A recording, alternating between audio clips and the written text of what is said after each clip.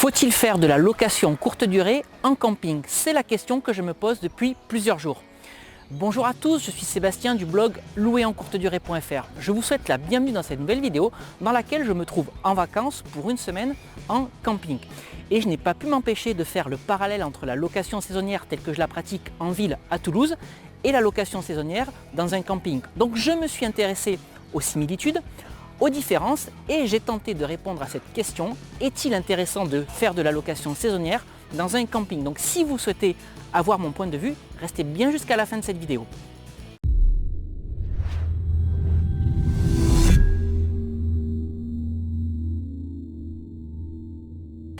Alors je sais que parmi les gens qui vont regarder cette vidéo, il y a des amoureux du camping pur et dur, c'est-à-dire des personnes qui souhaitent ou qui adorent passer leurs vacances dans une toile de tente, mais ce n'est absolument pas mon cas. Je vais vous expliquer pourquoi, ou en tout cas je vais vous expliquer ma philosophie.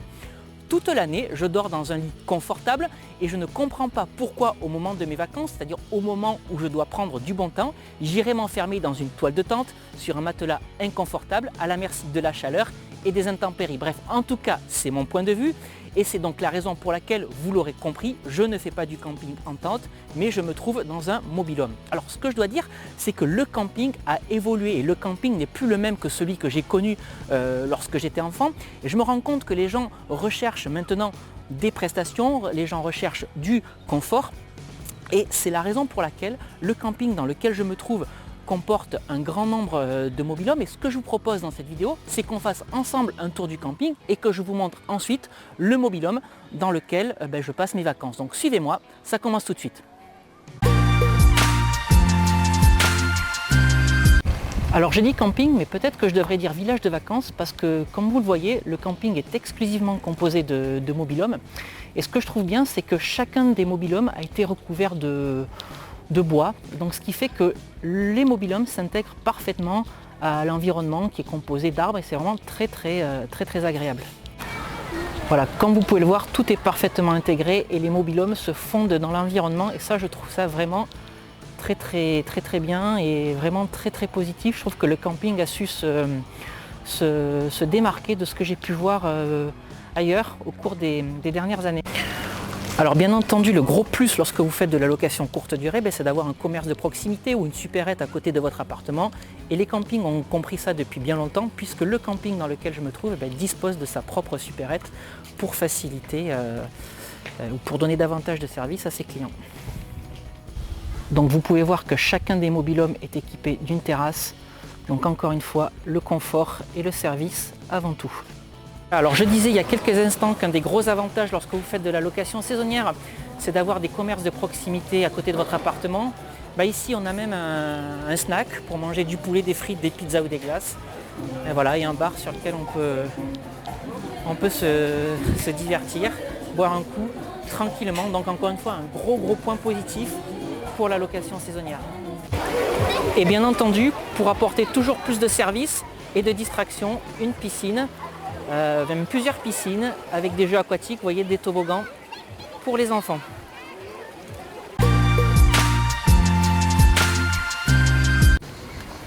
Alors voici la terrasse du mobil-home sur laquelle, comme vous pouvez constater, on peut manger à 4.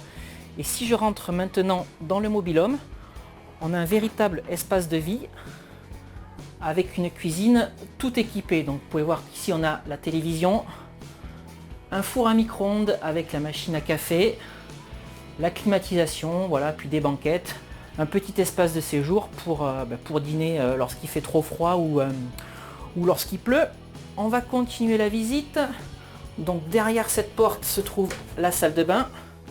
Alors elle est assez étroite, je ne sais pas ce que ça va donner à la caméra, mais on a ici un évier et puis ici une douche. Maintenant, si j'ouvre cette porte, on a la chambre des parents, voilà, avec un lit en 160 par 190. Et juste à côté, on a la chambre des enfants avec 2 lits simples, comme vous pouvez le constater. Donc on a 4 couchages dans 24 mètres carrés. En tout cas, 24 mètres carrés, c'est la surface de notre mobil-home. Et juste à ma droite, ici, vous pouvez voir, voilà, le coin WC. Donc tout ça, encore une fois, dans 24 mètres carrés. Et c'est là que je dis que le camping a bien évolué depuis ma jeunesse, puisque sur 24 mètres carrés, on arrive à avoir un véritable studio, ou carrément même un petit 3 pièces, puisqu'on a 2 chambres. Et ce que je voulais souligner, c'est toutes les prestations qu'on peut mettre maintenant dans un mobil-home. Donc comme je l'ai mentionné, vous avez ici la climatisation, le four micro-ondes avec la machine à café. Ici vous pouvez voir le frigo, et puis voilà toute la cuisine équipée avec la hotte. Les plaques chauffantes, on a même le lave-vaisselle que j'ai oublié de mentionner tout à l'heure. Bref, on est ici comme à la maison, et c'est dans ces conditions que j'accepte de faire du camping. Alors quelles sont les similitudes et les différences entre la location courte durée en ville telle que je la pratique et en camping? Je vais commencer par m'intéresser aux similitudes. Ce qu'il faut savoir, c'est que en location courte durée, que vous le fassiez en camping ou en ville, le prix de la location va dépendre d'un certain nombre de critères. Alors voici les critères du camping, et donc qui sont similaires avec ceux de la location courte durée à Toulouse ou dans n'importe quelle ville de France telle que je la pratique. Tout d'abord, le prix de la location va dépendre de la surface du bien que vous louez. Dans le camping dans lequel je me trouve, on peut louer des mobil-homes qui démarrent à 16 mètres carrés, et on peut également louer des chalets qui vont jusqu'à 45 mètres carrés. Bien évidemment, plus la surface de vie va être importante, plus le tarif de la location va être important. Mais ce n'est pas tout. Il y a également les prestations qui vont se trouver à l'intérieur du mobil-home qui vont jouer sur le prix de la location. Je vous ai montré mon mobil-home il y a quelques instants. Il est équipé de la climatisation, d'un lave-vaisselle, d'une télé, et les mobil-homes qui possèdent la même surface mais qui n'ont pas le même type de prestations vont évidemment coûter moins cher à la semaine. Et ce qui joue également sur le prix de la location, c'est la période de la location. Et sur les périodes à forte demande, le prix de la location est bien entendu plus élevé.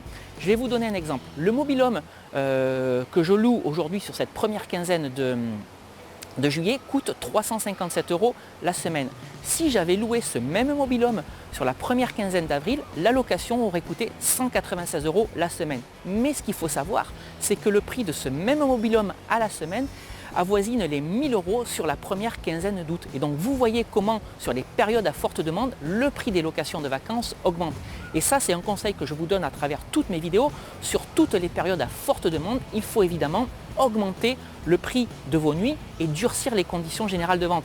Si je dois faire le parallèle avec Toulouse, la ville dans laquelle je me trouve, je sais que septembre est un mois à forte demande parce que les étudiants sont encore à la recherche d'un logement et parce qu'il y a encore des touristes qui viennent profiter des derniers beaux jours de Toulouse. Et bien sur ce mois de septembre, j'augmente les prix de mes nuits et je durcis mes conditions générales de vente. Et c'est également ce que j'ai fait il y a quelques semaines en juin dernier, puisque Toulouse a accueilli des matchs de la Coupe d'Europe de foot. J'ai bien entendu multiplié le prix de mes nuits par 3. Donc voyez comment également en camping, le prix de la location va dépendre de la période à laquelle vous allez réserver. Ce que j'ai également noté dans ce camping, c'est qu'il est possible de louer le mobil-home, mais pas une semaine entière, mais simplement quelques jours. Et là, la durée minimum de séjour, si vous souhaitez résider ici, est de 2 nuits minimum. Et ça, c'est exactement ce que je pratique à Toulouse, c'est-à-dire que j'ai fait le choix de louer 2 nuits minimum, parce qu'au début, lorsque j'ai démarré la location saisonnière, je faisais 3 nuits minimum. Mais je me suis rendu compte qu'il m'arrivait d'avoir des trous de 2 nuits entre 2 réservations, et ces trous de 2 nuits généraient une perte de chiffre d'affaires, une perte de rentabilité. Donc c'est la raison pour laquelle j'ai décidé de revenir à 2 nuits, parce que j'ai quand même fait le test à 1 nuit, et là on arrivait dans des problématiques logistiques trop importantes. Donc le compromis que j'ai trouvé à Toulouse est de 2 nuits, c'est exactement ce qui est pratiqué ici dans ce camping. Maintenant, si je dois m'intéresser aux différences, quelles sont-elles? Alors ce qu'il faut savoir dans un premier temps, c'est que le camping est ouvert uniquement 6 mois par an. Et donc mécaniquement, si vous souhaitez faire de la location courte durée en camping, vous allez diviser votre rentabilité par 2 parce que vous ne pourrez exploiter votre bien immobilier entre guillemets que 6 mois par an. Ce qu'il faut savoir également, c'est que le ticket d'entrée, c'est-à-dire le bien que vous allez acheter pour faire de la location saisonnière en camping, est moins élevé. Le mobil-home dans lequel je me trouve coûte environ 30 000 € tout équipé. Ce qu'il faut savoir, c'est que si vous souhaitez acheter le même bien, mais de type appartement en investissant dans la pierre, vous coûtera certainement plus que 30 000 €, en tout cas dans la majorité des villes de France.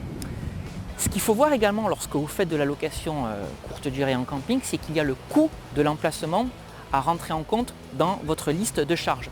Et pour le mobil-home dans lequel je me trouve, pour avoir discuté avec la gestionnaire du camping, il faut compter environ 2500 € à l'année. 2500 € pour un espace de vie de 24 mètres carrés. Et donc ça, si je dois le comparer à une taxe foncière, pour le comparer à de l'appartement, je trouve que le coût est assez élevé, d'autant plus que je vous rappelle que le mobil-home n'est exploité que 6 mois par an. Et donc amortir 2500 € de charges sur 6 mois d'exploitation, je trouve que c'est quand même assez difficile. Donc un coût finalement d'exploitation en termes de parcelles assez élevé. Et enfin, le quatrième point que je voulais souligner, c'est que le mobil-home, contrairement à l'appartement que vous allez acheter, va perdre de sa valeur. Le mobil-home que vous achetez aujourd'hui 30 000 € vaudra certainement beaucoup moins dans 5, 10 ou 15 ans, comparé à l'appartement que vous allez acheter, qui lui va prendre de la valeur au fil des ans. Alors qu'est-ce que je pense de tout ça? Est-ce que je serais prêt à investir dans un mobil-home pour faire de la location courte durée? La réponse est non, et je vais vous expliquer pourquoi. Alors oui, le prix d'un mobil-home à l'achat est bien inférieur à celui d'un appartement. Mais la contrepartie, c'est que ce mobil-home se trouve dans un camping et que la majorité des campings sont ouverts uniquement 6 mois à l'année. Et donc mécaniquement, votre rentabilité va être divisée par 2. Donc plutôt que d'acheter un mobil-home à 30 000 € pour l'exploiter 6 mois sur 12, préférez acheter un appartement 60 000 € que vous allez pouvoir exploiter 12 mois sur 12. Vous aurez la même rentabilité, mais la contrepartie, c'est que vous allez en plus vous construire un patrimoine. Ce que je voulais également souligner, c'est que le mobil-home que vous achetez aujourd'hui 30 000 € va perdre de la valeur au fil des ans. Et donc il est probable que dans 5, 10 ou 15 ans, il valent beaucoup moins de 30 000 €. Alors que si vous achetez un appartement 60 000 €, il est fort à parier que cet appartement vaudra bien plus cher dans 10, 15 ou 20 ans parce que l'immobilier prend de la valeur au fil du temps. Ce que je voulais également vous signaler dans cette vidéo, c'est que si vous souhaitez acheter un bien immobilier pour faire de la location courte durée et tirer un maximum de revenus locatifs, surtout évitez d'acheter des biens à la mer ou à la montagne. Encore une fois, parce que ces biens à la mer ou à la montagne, vous n'allez pouvoir les exploiter que quelques mois dans l'année. Alors bien entendu, si vous cherchez un pied-à-terre ou une résidence secondaire à la mer ou à la montagne, surtout oubliez ce que je viens de dire. Mais par contre, si votre objectif c'est de tirer la grosse rentabilité, les gros revenus locatifs et de générer un maximum de cash flow, achetez un appartement ou un bien immobilier dans la ville dans laquelle vous vous trouvez, qu'elle s'appelle Toulouse, Strasbourg, Marseille, Bordeaux, Brest, etc. Préférez la pierre dans la ville plutôt qu'à la montagne ou à la mer, encore une fois parce que ce bien immobilier, vous allez pouvoir l'exploiter 365 jours par an. Voilà, c'est aujourd'hui ce conseil et ce point de vue que je voulais partager avec vous dans cette vidéo.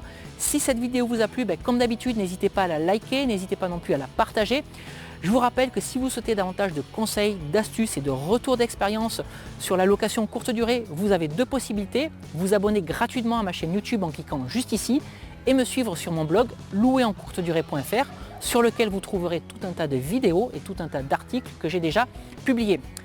J'ai également rédigé 2 e-books que vous pouvez télécharger dans cette vidéo. Convaincre la banque, mode d'emploi, si vous souhaitez adopter la bonne attitude pour convaincre la banque de la viabilité de votre projet d'investissement locatif et pour la convaincre de vous financer. Et doubler son salaire avec la location courte durée, si vous souhaitez comprendre pourquoi la location courte durée génère des revenus locatifs bien plus importants qu'une location classique.